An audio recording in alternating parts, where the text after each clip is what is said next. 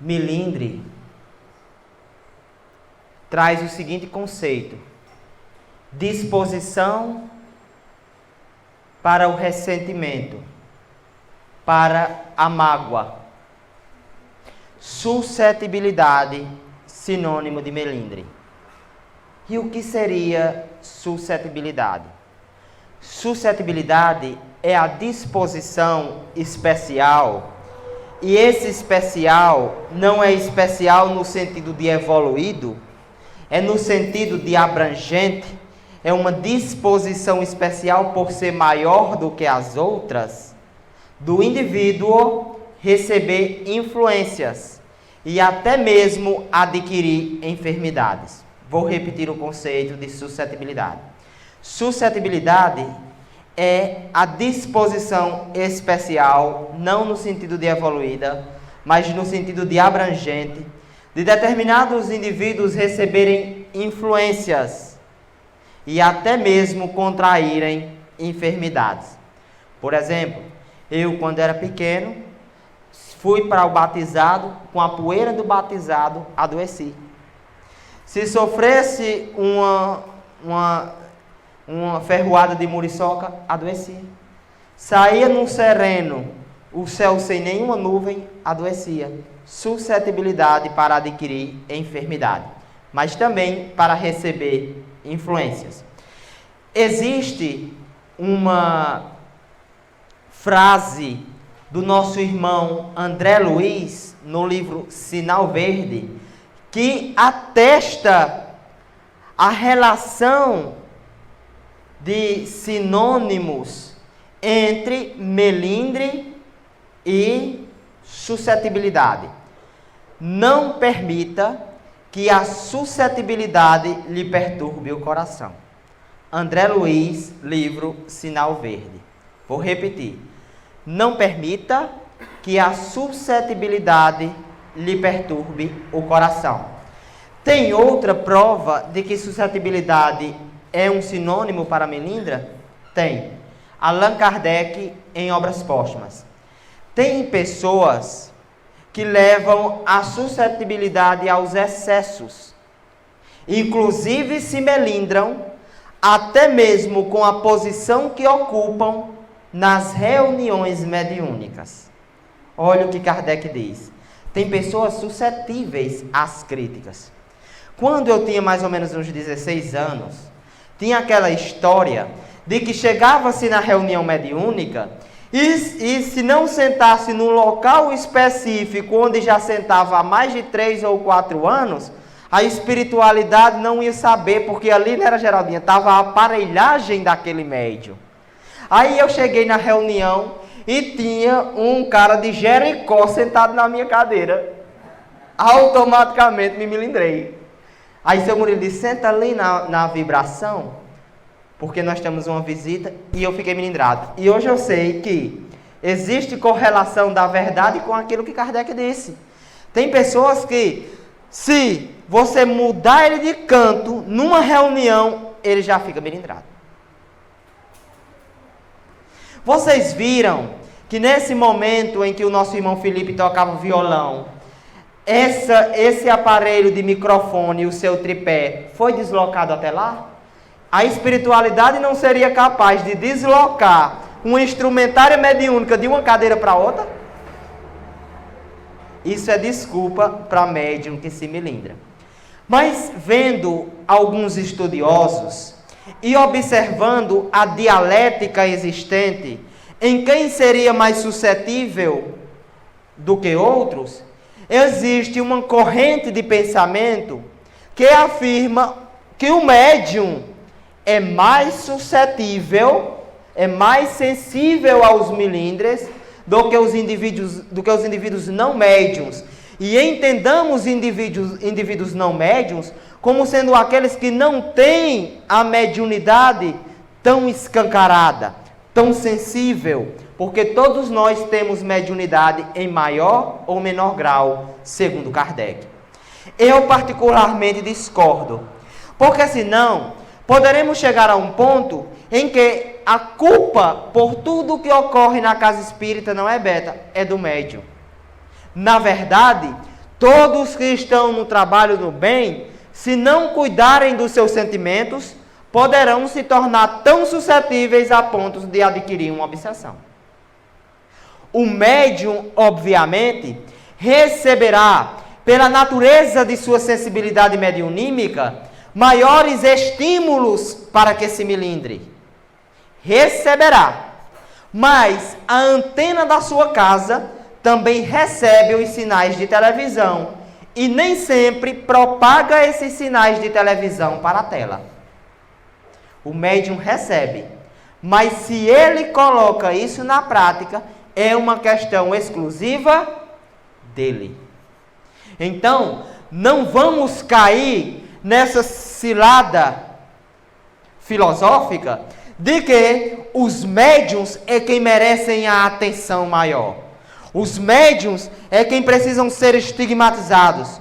Tenhamos cuidado com aquele médium, sabe?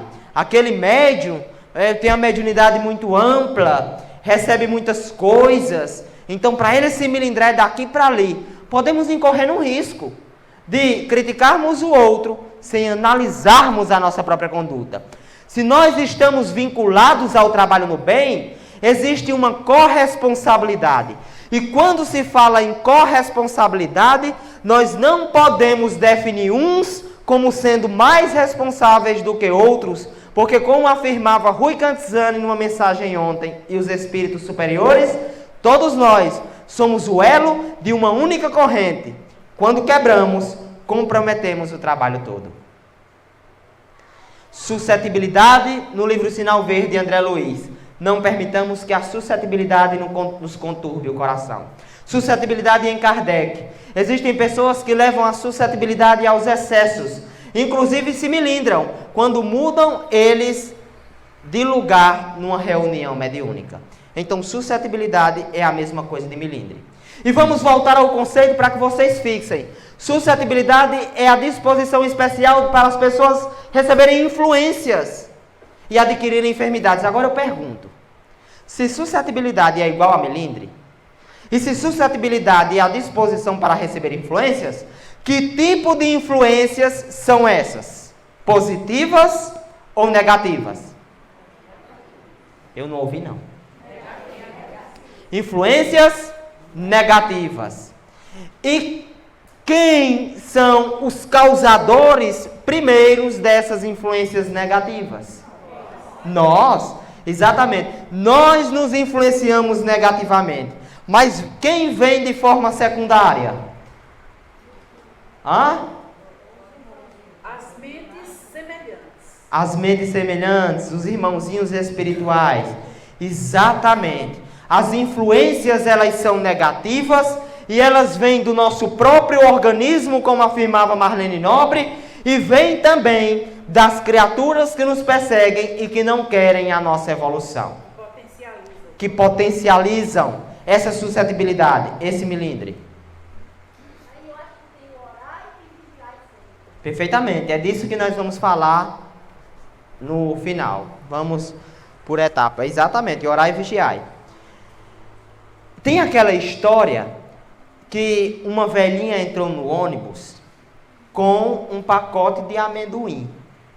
E ela sentou ao lado do motorista e foi passando os amendoim para o motorista. Abra a mão. E botava o amendoim e ele comendo. Abra a mão. E ela botava o amendoim e ele comendo. Quando ele já tinha comido, já estava de barriga cheia, ele olha para a velhinha e disse, engraçado, a senhora trouxe um pacote de amendoim, mas eu estou comendo um pacote de amendoim da senhora todinha.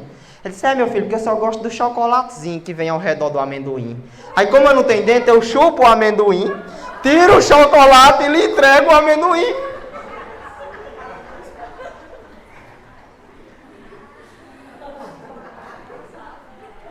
Vamos fazer uma analogia. O amendoim é o nosso ego. Nosso ego. O chocolate é a substância química cerebral oriunda do milindre. O que é que os nossos perseguidores espirituais fazem? Pegam o nosso ego, tiram o chocolate, que é aquela energia do milindre, e nos devolve o ego fragilizado, intoxicado pela boca da velhinha. Não sabe? E nós ficamos com o ego fragilizado. É justamente isso que os obsessores fazem conosco. E contamina a nossa organização biológica. Então, qual é a atitude primeira dos obsessores? Fomentar a produção do chocolate. Entendeu? Fomentar a produção das energias. De que forma? Levando, trazendo, ressentindo pessoas, criticando outras, até que aquela camada de ego, porque vocês lembrem, o ego vem junto com o milindre. Então é o amendoim recheado. Entendeu? Vem junto com o milindre. Então ele vai, costurando. Paz. Sabe, Mary, irmã de Adilamar, não acredita em uma palavra daquelas psicografias que tu recebe. Sabe? Ei, Lúcia, naquele dia você foi dar um conselho e a pessoa saiu falando, quem é Lúcia para me dar um conselho? E tudo isso vai sendo jogado. Os olhares. E nós fomentando essa produção de energias negativas. Quando nós estamos saturados dessa energia negativa, ele vampiriza a gente. Suga, nos fragiliza, nos intoxica e nos devolve para o grupo altamente fragilizados espiritualmente, fragmentados moralmente, sem condição alguma na concretização dos nossos trabalhos, na realização dos nossos objetivos. Quantas pessoas saem das casas espíritas melindradas e que voltam com obsessões gravíssimas? Quantos médiuns não abandonaram as reuniões mediúnicas? Quantas pessoas deixaram de ir na sexta-feira porque não receberam as cartas dos seus familiares ainda? Quantas pessoas? Quantos foram os que saíram porque um ou outro tentou aconselhar? E agora estão sendo sugados e fragilizados. Para depois serem remetidos para a casa espírita e para o trabalho mediúnico, totalmente fragilizados, combalidos, sem condição alguma do exercício do seu trabalho caritativo. É só analisarmos. Isso é uma realidade diária nas casas espíritas. E aí vem uma das frases arrebatadoras de irmão X. Quem foi irmão X? Humberto de Campos. Não sei se vocês sabem, mas quando nós milindramos em decorrência de algo, corremos grande risco de precisar de novo daquela situação com a qual nos milindramos. Humberto de Campos, todos nós sabemos, quando em vida, não acreditava e fazia até um certo movimento contra a mediunidade de Chico Xavier. Através dos artigos, através dos jornais, dos intelectuais daquela época. Lembro-me uma vez em Fortaleza, abri uma revista Isto É, e tinha uma crônica de Machado de Assis rechaçando o espiritismo. O movimento que surge na França é um movimento de loucos, Machado de Assis. Os intelectuais daquela época. Quando morre, se apercebe de sua realidade e vai escrever através da mediunidade de Francisco Cândido Xavier. E ele diz: os melindres humanos são parasitas que destroem toda e qualquer organização espiritual. Não é a organização espiritual do bom samaritano, não. Não é a organização espiritual de Rui Cantizani, não. É a sua organização espiritual. É a minha organização espiritual. O que você tem feito ultimamente para se organizar espiritualmente? Salles, o que você tem feito nos últimos 10 anos de sua vida para você se organizar espiritualmente? Estudo, oração, reforma íntima, vigiar. Ponciano, o que é que você tem feito?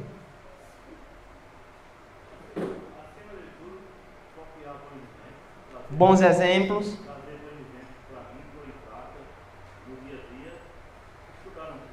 Exatamente. Lucinha, o que é que você tem feito para se organizar espiritualmente nessa sua trajetória no espiritismo? É um esforço danado. É um esforço, né? Dá trabalho? Dá muito. Certo. Mas eu me esforço muito, eu dou exemplo, aconselho o meu povo, aqui eu puder, o que eu puder fazer para alguém eu faço. E principalmente naquelas horas vindas que você, né? Certo. Que não era para dizer. O que você já conquistou? Você já conquistou muita coisa nesse seu trabalho? Já mudou muito? Alguma coisa? Melhorou? O que você já conquistou, Salles?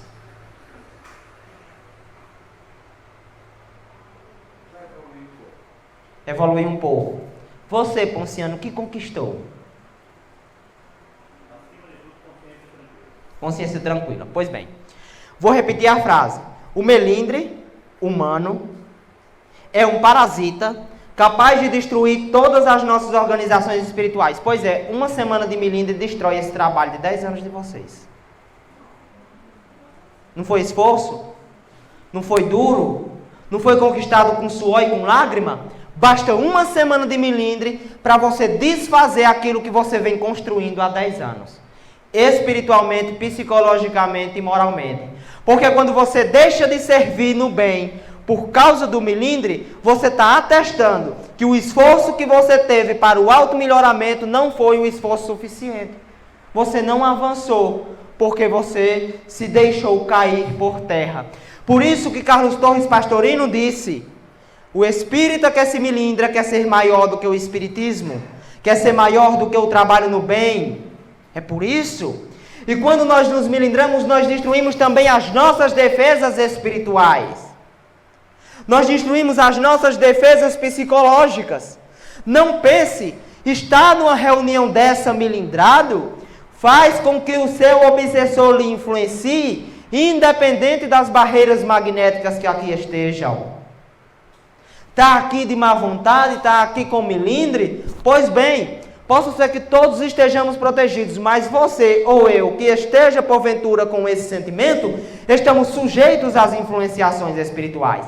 E quando nós pensamos assim, nós lembramos que estaremos comprometendo também o trabalho em grupo.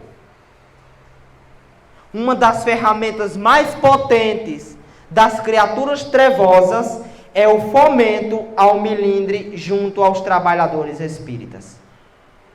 E aí, vendo uma assertiva de Bezerra de Menezes diz: toda a sua religião tem a sua importância. Toda religião tem a sua importância. Mas o Espiritismo, pelos esclarecimentos que traz, junto à nova era, tem a responsabilidade precípua de vivificar na criatura humana o cristianismo primitivo, a mensagem de Jesus, por estarmos ligados aos Espíritos.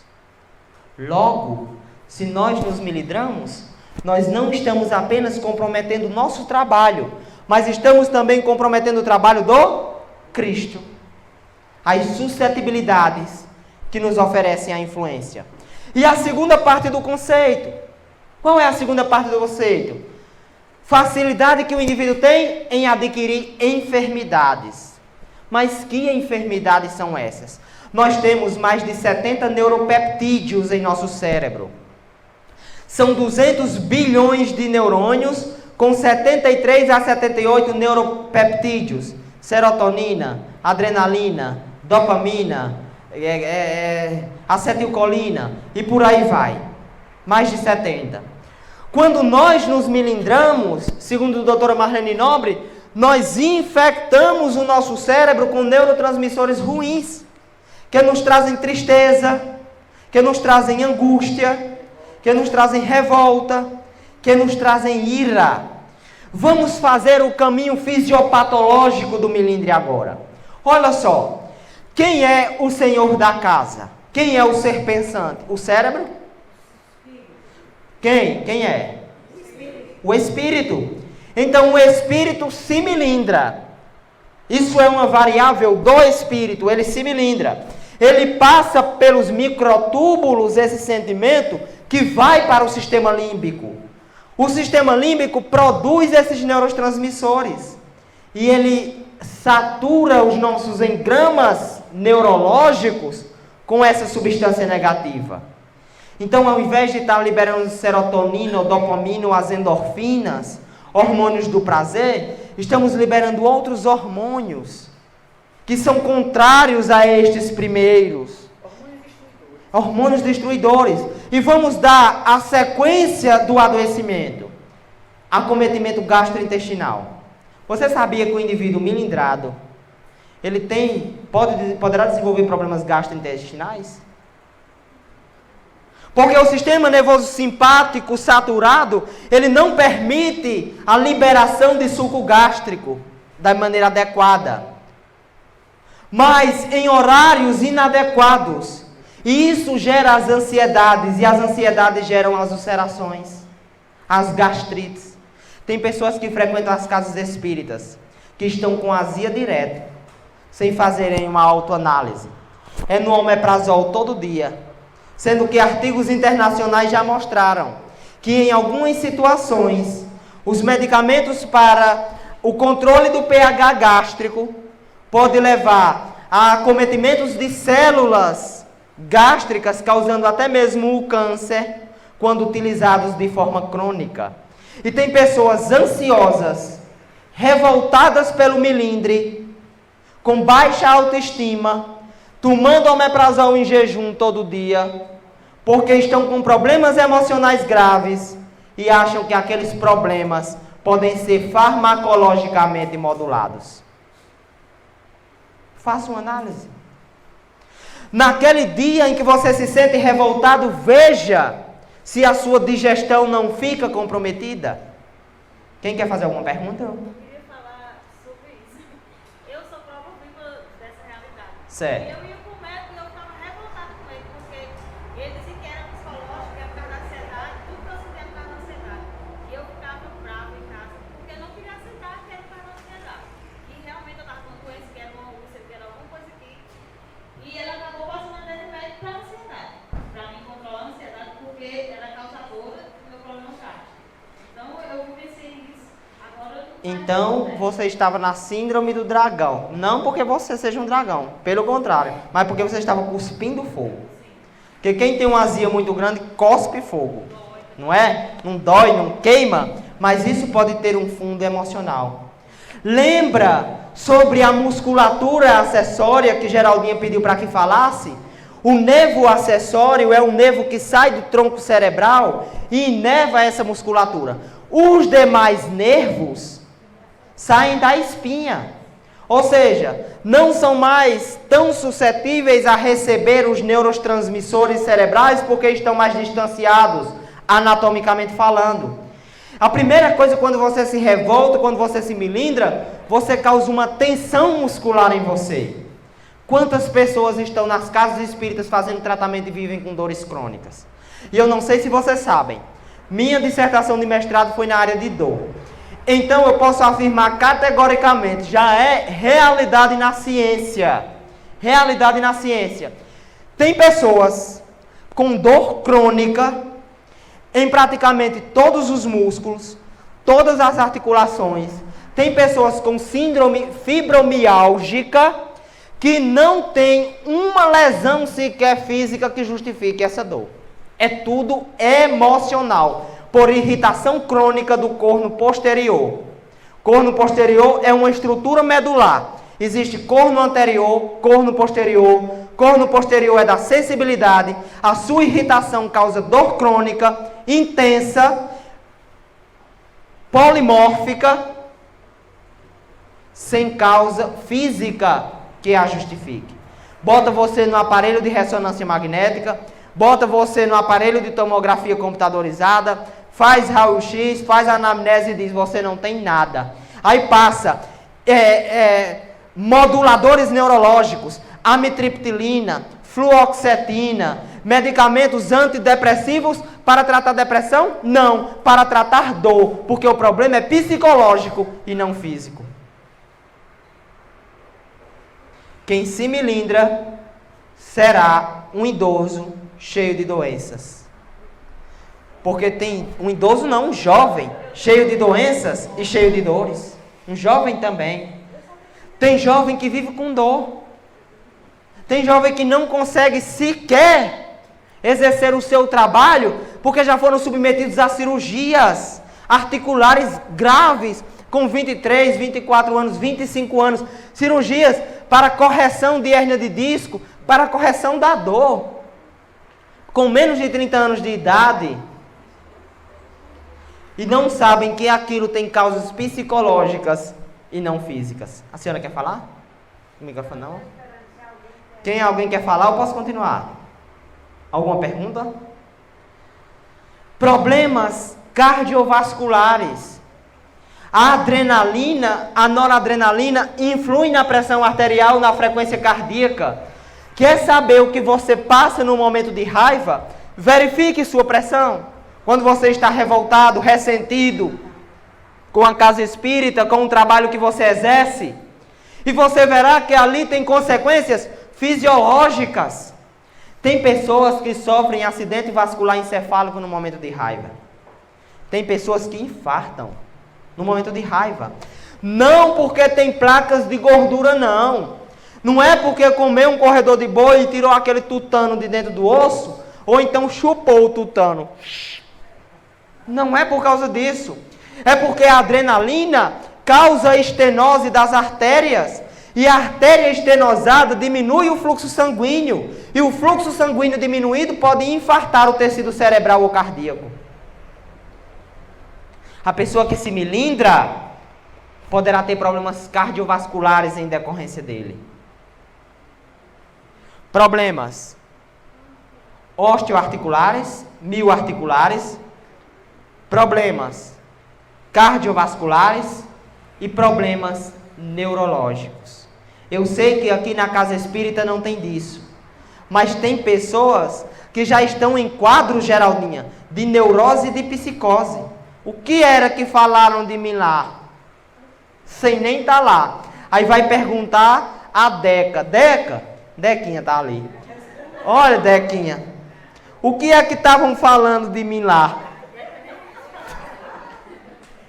Todo mundo já sabe, sobrou Deca para dizer a ele. Ninguém mais diz, responde, porque já sabe que ele é um ressentido. Aí ele sai procurando pessoas, sai procurando informações. Teve reunião da diretoria ontem? Teve. Citaram meu nome. Olha que neurose. Que psicose. Ou então, reunião de primeiro domingo do mês, reunião mediúnica. Não pude ir, receber um obsessor meu lá. Quem você acha que é? Chico Xavier? Para toda semana estar recebendo obsessor seu pelo trabalho magnífico que você desempenha? Só posso acreditar que isso é um mecanismo de neurose ou de psicose. Provocado pelo melindre. Saber se as outras pessoas estão falando para dar vazão a esse melindre pré-existente. E chega a um ponto de você escutar que estavam falando de você. Passei por aquele grupo de pessoas ali, tenho certeza absoluta. Eu só ouvi meu nome, Anderson. Estavam lá, ó, descendo o ferro em mim. Ou então ver distúrbios visuais. Eu vi quando ela olhou para mim, o Célio olhou para mim com ar de crítica, percebendo a minha roupa. Chega um ponto em que o melindre, assim como a dor crônica, pelas neuroses e pelas psicoses, dispensam as causas reais. Se o indivíduo com dor crônica precisou de uma topada numa pedra como estímulo para aquela dor, mas depois, pelos processos depressivos e de sofrimento, não precisa mais de topada nenhuma, porque ele já sente dor automaticamente, o indivíduo melindroso, milindrado, ele nem sequer precisa de uma causa para o seu milindre. Ele já é um milindrado crônico. Crônico. E vocês percebem isso claramente nas casas espíritas. Se ventar de forma diferente, tem indivíduo que já fica com raiva. Mas eu sei que todos nós aqui presentes sabemos avaliar isso. Por isso eu fiz aquele estudo. Bota o slide aí, Rodrigo, por favor. Aumente aí. Meus irmãos, eu fiz com você um teste do melindrômetro. Certo? Olha o que o teste do melindrômetro vai nos dizer. Eu somei, por exemplo, tinha 28 papéis. Aí na primeira questão você respondia 1. Então ficava quanto? 28 papéis. Era não, né? Eu botava 1 quando você não se achava milindrado. Então você botava 28. Aí eu somei, dava 28. Quer dizer que você se achava pouco milindrado. Mas se você ia botando 2, 3, eu ia somando e ia aumentando o número. Então o grupo de 28 pessoas, o resultado deu 33. Né? Para a primeira pergunta, você se acha milindrado? Deu 33. Aí você acha que o outro é melindroso? Está milindrado? Olha quanto deu, 47. Essa tabela, do jeito que ela está aí, ela é verossímil? Essa escala não é verossímil. E eu sei que ela não é verossímil. Por quê? Porque aquele 33 ali é uma dificuldade de autoavaliação. E aquele 47 ali é uma facilidade em avaliar o outro. Quando pergunta se você é milindrado, a tendência de todos nós, os 28 não ficam com raiva não, viu, de mim não? Pelo amor de Deus, é que você diga que não. Ou então que você tente diminuir,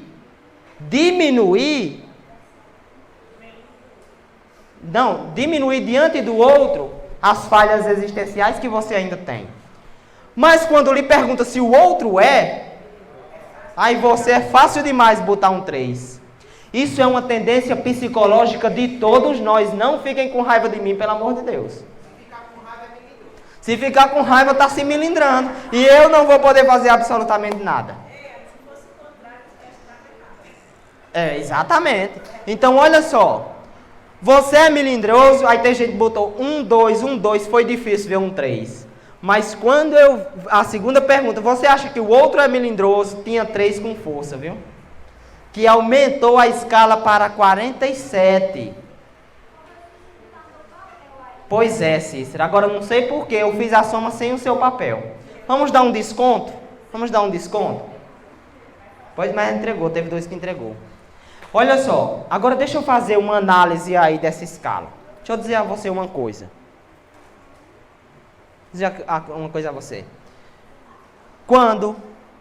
Quando você pensar em corrigir alguém que está se milindrando, faça o que Santo Agostinho fez. Reflita.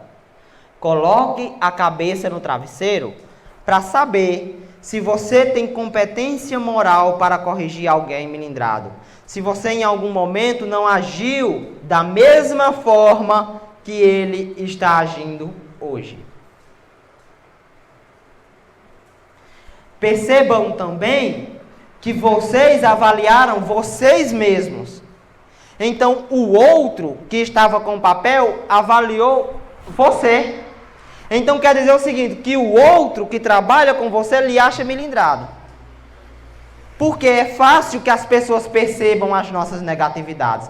As nossas negatividades, elas saltam aos olhos.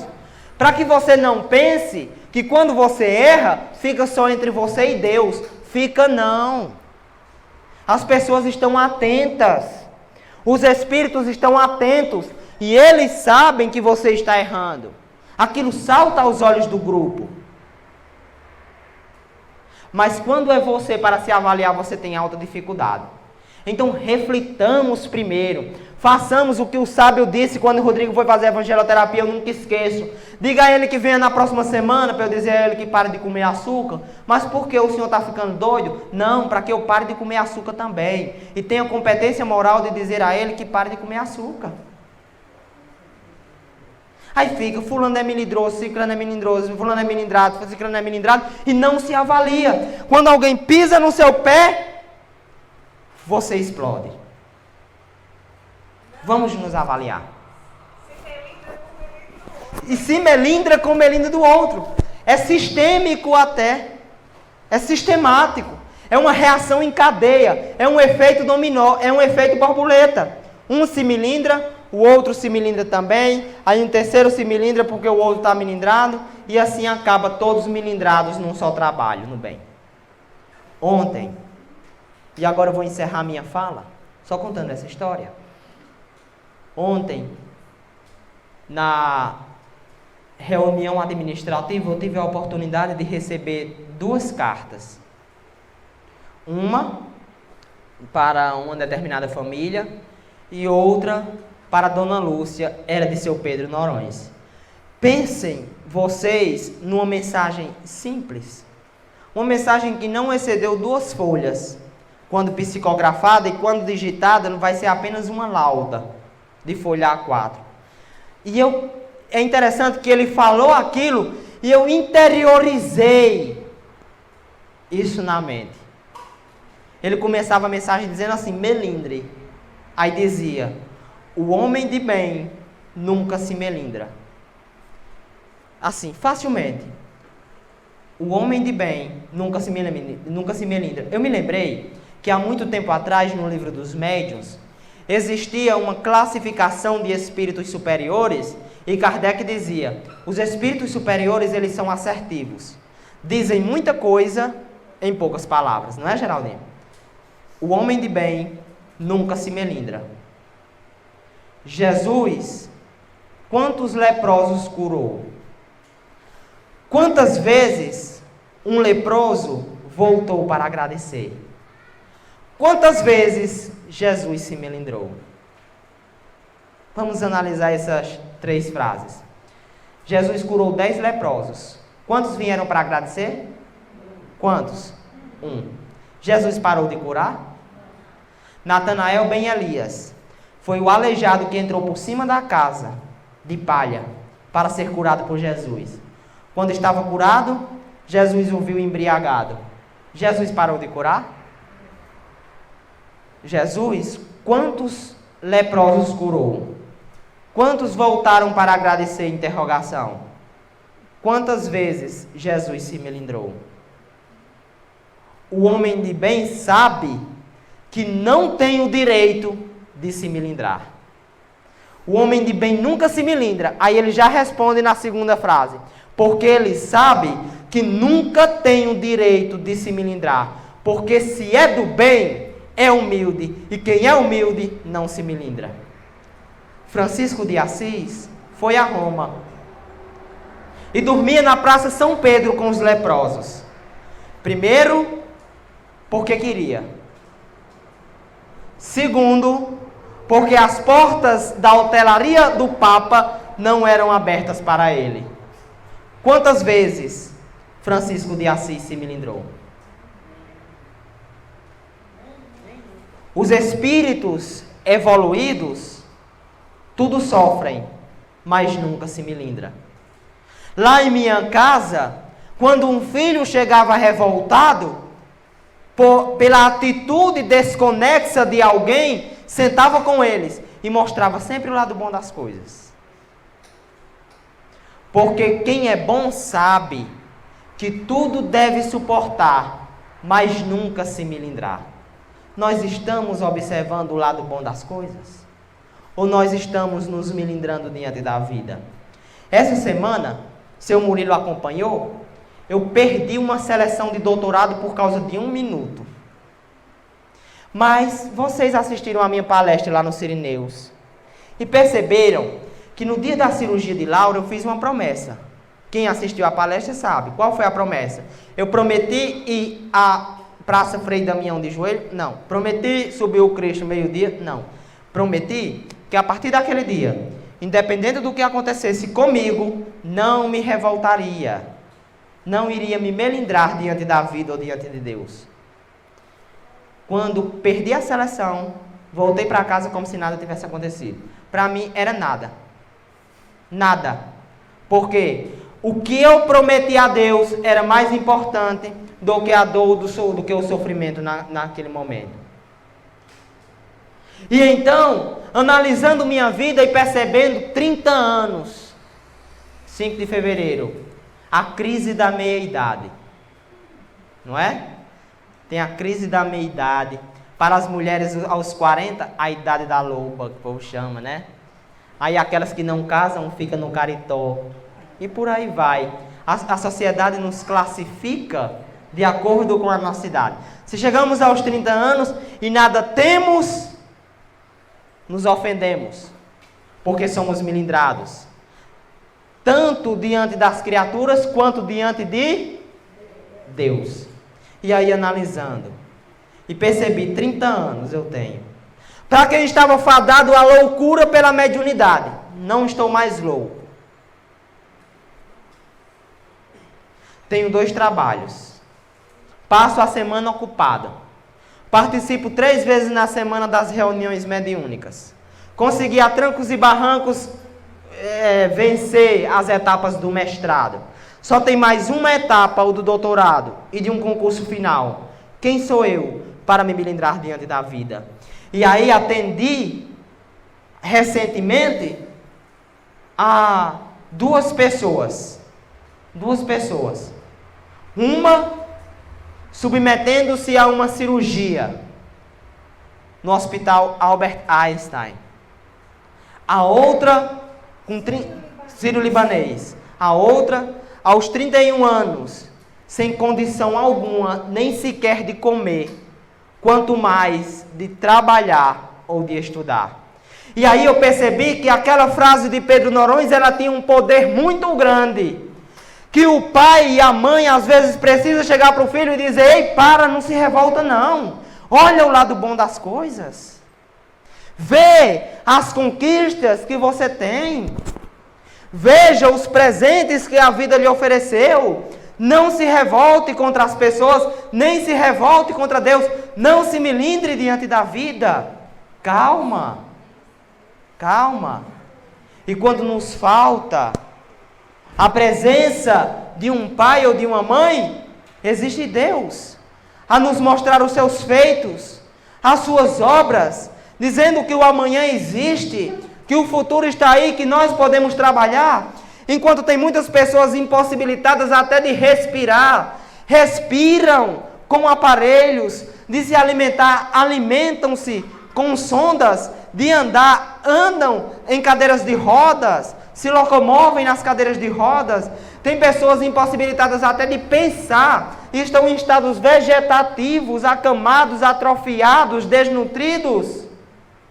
E nós, nos melindrando, porque alguém não nos deu bom dia, porque alguém não nos cumprimentou adequadamente, porque alguém criticou a nossa tarefa. Mas, meu Deus do céu, você tem tudo nas suas mãos para reverter esse quadro e você não faz nada, só sabe criticar e se revoltar. Quando Jesus disse: Pedro, não as impeçais, deixai vir a minhas criancinhas, nós levamos esse texto para o lado das crianças. Olha, tem criança brincando na palestra, o filho de Itaiana está ali brincando, não vamos impedir, deixai vir as minhas criancinhas. Lê do engano, vamos aprofundar a nossa interpretação. Jesus está dizendo: deixai vir as minhas criancinhas da psique também, os que são moralmente infantis, os que são psicologicamente infantis, coloquem-se à disposição de Jesus, que Jesus vai curar a infantilidade de todos nós. Porque um indivíduo melindroso, quando construía o seu perfil no primeiro momento, falta uma característica para ele. Quem se melindra é infantil. É infantiloide. Não tem capacidade de suportar as agruras da vida. Que o outro é diferente da sua opinião. Que você planeja uma coisa, mas a vida lhe mostra outra completamente diferente. Coloque-se à disposição de Cristo. E quando os obsessores se colocarem à sua frente, tentando impedi-lo de chegar até Jesus, diga: Jesus, eu quero ir até o Senhor com humildade. E Jesus dirá: não as impeçais. O meu fardo é suave, meu jugo é leve. Deixai vir a mim as criancinhas que somos nós. Muita paz a todos. Graças a Deus.